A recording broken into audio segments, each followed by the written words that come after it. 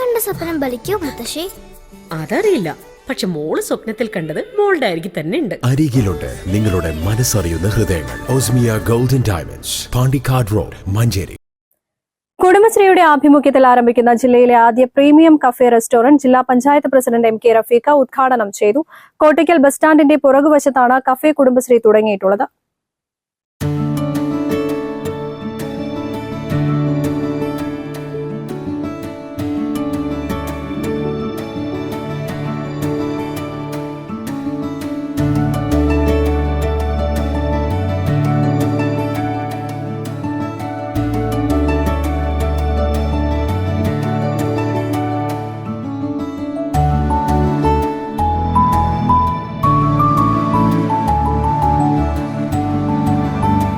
ഇനി കോട്ടക്കലിലൂടെ പോകുമ്പോൾ തീർച്ചയായും ഷെരീഫ താഴെ റെസ്റ്റോറൻറ്റിൽ വന്ന് ഏതെങ്കിലുമൊക്കെ വിഭവങ്ങൾ നമ്മൾ രുചിച്ചു നോക്കും.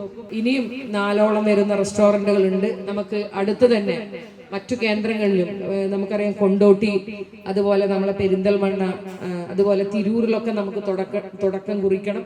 അതിന് ഇത്തരത്തിലുള്ള നമ്മുടെ കുടുംബശ്രീയിലെ ആർജവമുള്ള വനിതകൾ മുന്നോട്ട് വരണം.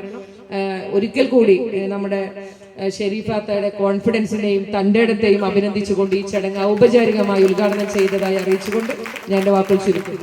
കോട്ടയ്ക്കൽ നഗരസഭാ ചെയർപേഴ്സൺ ഡോക്ടർ കെ ഹനീഷ അധ്യക്ഷത വഹിച്ചു. ക്യാന്റീൻ, കാറ്ററിംഗ് മേഖലയിൽ പ്രവർത്തിക്കുന്ന കുടുംബശ്രീ സംരംഭകർക്ക് സുസ്ഥിര വരുമാന ലഭ്യത ഉറപ്പാക്കുക, തൊഴിൽ നിലവാരം ഉയർത്തുക എന്നിവയാണ് പ്രീമിയം കഫേയുടെ പ്രധാന ലക്ഷ്യങ്ങൾ. കുടുംബശ്രീ ജില്ലാ മിഷൻ ക്ഷണിച്ച താൽപര്യപത്രത്തിൽ നിന്ന് തിരഞ്ഞെടുക്കപ്പെട്ട മലപ്പുറം സ്വദേശിനി ഷെരീഫയാണ് സംരംഭക. പാഴ്സൽ സർവീസ്, ടേക്ക് അവേ കൌണ്ടറുകൾ, കാത്തിരിപ്പ് കേന്ദ്രം, കാറ്ററിംഗ്, ഓൺലൈൻ സേവനങ്ങൾ, മാലിന്യ സംസ്കരണ ഉപാധികൾ, പാർക്കിംഗ് സൌകര്യം, ശുചിമുറികൾ, നാപ്കിൻ മെഷീൻ തുടങ്ങിയ വിപുലമായ സൌകര്യങ്ങൾ ഉൾക്കൊള്ളിച്ചാരംഭിച്ച ഈ പുത്തൻ സംരംഭത്തിൽ കേരളീയ വിഭവങ്ങളും അറബിക്, ചൈനീസ് വിഭവങ്ങളും ഒപ്പം മലപ്പുറത്തിന്റെ തന്നെ രുചിക്കൂട്ടുകളും ലഭിക്കും. പരിപാടിയിൽ വേങ്ങര ബ്ലോക്ക് പഞ്ചായത്ത് പ്രസിഡന്റ് ബെൻസീറ മുഖ്യാതിഥിയായിരുന്നു.